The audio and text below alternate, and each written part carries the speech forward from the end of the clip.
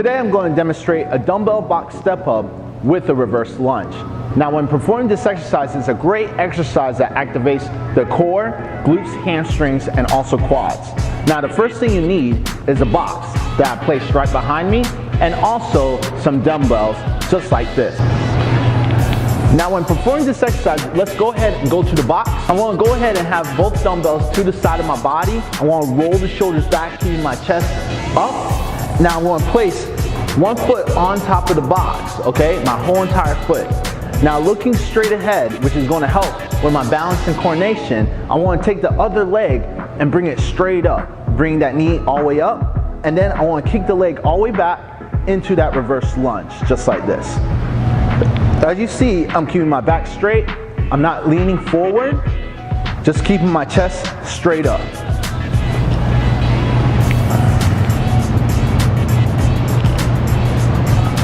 Now I'm going to go ahead and switch.